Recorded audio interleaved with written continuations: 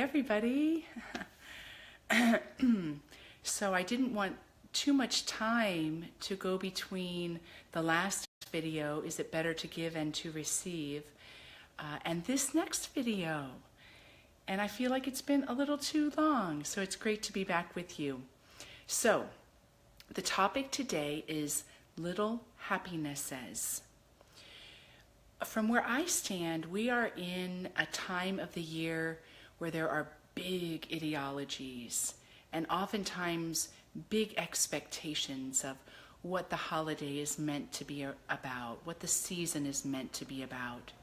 Big pressures on ourselves by commitments we may make or hopes we hold on to of the way things are meant to go. And it can be a point of focus when we make it so big that can lead us to a little bit of tension or stress. So I wanted to invite you, because I'm going to practice it as well, to look at this season from a second vantage point. The point of it being about little happinesses. What do I mean by that? Well, if you were to stop in this very moment and ask yourself, what would make me truly happy? And listen to the answer and act on it. You could go from little happiness to little happiness to little happiness and pave the entire holiday season that's about big things with a quilt work, a tapestry, and a canvas filled with colors and textures that you might not have if you focus only on the big ideas. In fact, wherever stress or tension arises from the big ideologies, you can introduce or infuse your experience with a form of happiness that not only makes your heart sing, but inspires those around you. Even if your little happiness might go against what you think you need to do. Let me give you an example. Let's say you have a tradition that always happens during this season. And with that tradition, there is a high level of maintenance of who you need to contact and who you need to be in conversation with about and all the details that need to go into it. It doesn't mean you have to give those things up. But as you carry out the tradition, you could let yourself ask the question, what would be a little happiness right now? And when you give yourself that happiness, you'll be surprised at how all the details for the big things come together for you. It might seem like a waste of time to stop midday and give yourself the treat of a little relaxation, especially if you have so much to do over and above your normal rhythm of life. But giving that fulfillment to that little happiness could make your load lighter. In fact, it could create a gap between you and your idea of what the holiday season is meant to be about. A gap that can be filled with a new insight, a new way of looking at things. I had the chance to practice this last Christmas. I am 50 years old now, happily, and all my life, Christmas and the entire season, from Thanksgiving all the way through to February 2nd in my Christian tradition, has been replete with depth and content and richness and family and sharing and friends and ritual. And it's always something that's given me a great amount of joy. All my life. When I was little, it was being Catholic and all of our family sharings. As I grew older, it kept within that sphere, but it included friends. When I was in the monastery, we have never celebrated the holiday season with as much vibrancy as we did there for 10 and a half years. And in leaving and being in ministry, I've always had the joy of having so much beauty. Most of it's been anchored in family, but then attenuating with it have been special events, practices, gatherings, new traditions with new friends. And last year was the first time, I was 49 years old, it was the first time that Christmas for me was lonely. I've never experienced that. I'd had a really hard year. It was one of the hardest of the past 16 years, I'd say. And part of that enduring and persevering through that difficult year brought me into the season with this sense of bereftness, the lack of bandwidth internally to open up and experience the joy that was all around me, and a certain sense of feeling disconnected and displaced. Yes, I even felt a certain sadness that I've never experienced at Christmas, though I have definitely served and worked with many people who find the holidays more difficult rather than more joyful. So here I was given the opportunity to dip into the waters of the experience of so many, and to taste what it's like to have an idea of what a holiday season is meant to be, and when it's not fulfilled, to feel the lack or the sense of discouragement. How many in our world feel alone in the holiday season? I think, if I remember correctly, research has shown that oftentimes suicides will even increase during the holiday season because of how lonely people will feel. What I did during that time was all that I could do, and that was to focus on little happinesses, to make a commitment with one friend to do something special, to get on the books a FaceTime with a family member.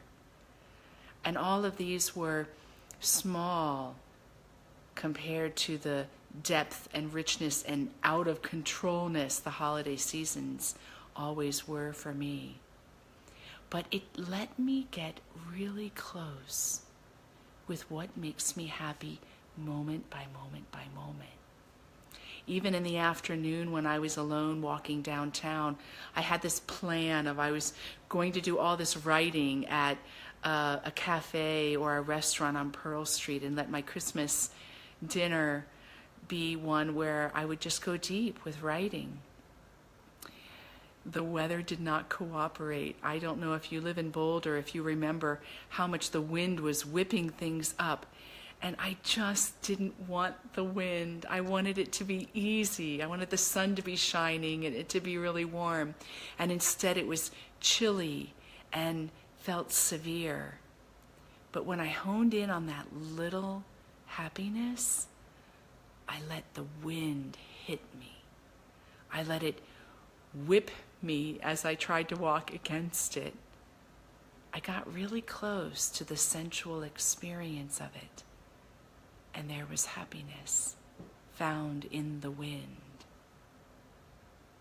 So what would it be like if you were to let yourself in this holiday season ask yourself moment by moment, or 5 minutes by 5 minutes, or 10 minutes by 10 minutes, what will make me happy in this moment? And give yourself that gift. If you did it moment by moment, my math is not so sharp anymore these days. Imagine how many gifts would be given to yourself and to the world by answering the call to the little happiness moment by moment.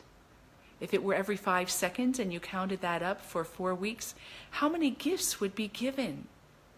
How many gifts would you receive?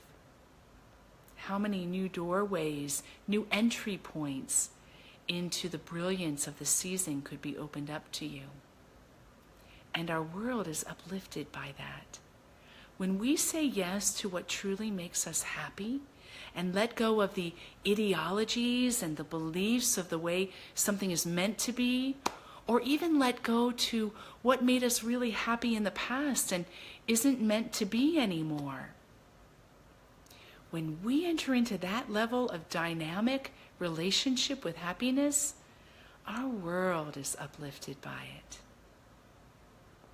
So on that note, I wanted to remind everyone, because I've been putting it out there on Facebook a lot, that in 8 days, that's December 12th, next Tuesday, is the very first World Meditation for Happiness. Did you know December 12th is the feast of Our Lady of Guadalupe? And I so love Mary. Not only have I always loved her, but the love grows even to this day.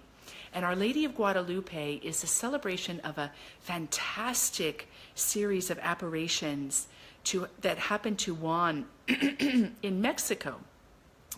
And she appeared, and at one point, her garb opened up with roses.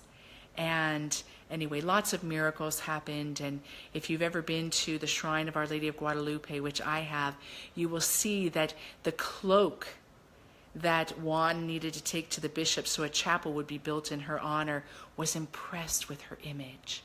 And those that have come into contact with her image experienced fragrance of roses, fragrance of dramatic healings in their own lives. Her presence as Our Lady of Guadalupe has lifted the world in happiness. And if you have ever celebrated a feast day, which I have of Our Lady of Guadalupe, it is one of the most happy, joyful, festive celebrations you have ever been to. The guitars are brought out. I remember us getting up with guitars before sunrise to begin singing hymns and songs to Mary. Well, our World Meditation for Happiness is going to begin on that very day, the Feast of Our Lady of Guadalupe. And you can join the meditation from anywhere in the world. If you want to come in person, we're going to be at the Samadhi Center for Yoga at the Uptown Studio. But you can come out there and be with us in person, or you can sit right in your home, or with your family, or with your friends, or in a center. You can jump right online, KimberlyBraun.com. You'll find the World Meditation for Happiness. You can get your link, open it up, and join together. I wanted to start it on this feast day, but I also wanted to start it during this season that is all about new life for us. And what is more joyful than new life? New birth, the birth of Christ, the birth of new life within us, the birth of new life for our world, and the commitment that every living thing deserves to be happy. So sweet and so playful. Remember when you were little and you would run around joyfully and happy? It could be about the simplest thing, like getting your favorite lollipop. That's the type of happiness. So let's meditate together. Let's step into that place of silence where all healing and all transformation and all change happens. Let's hold the intention for ourselves and for our world that during this season, the happiness will burst. And it will burst through little happinesses. So first, join us for the World Meditation, 8 days. Email me or private message me if you have questions. And second, give yourself a gift now. Ask yourself, what will make me happy? Yes to the big goals, but let's focus on the little things. What will make me happy right now? A fluffy pair of socks will make me happy right now. And go put them on. What will make me happy right now? Talking to somebody I love. Go call them right now. Let's build the world little by little. I appreciate you all. That's my question, my curiosity, and my wondering for today. Please feel encouraged to send out your own ideas, your own experiences. Let's build a world of true happiness. And today, what will make me happy in this moment, when I end this video, I am going to close my eyes and meditate for your happiness for 1 full minute once I end the video. That's what will make me happy. So, thank you for joining me. I look forward to connecting with you again, and I hope you have a truly happy day. Signing off. Many blessings. Mwah.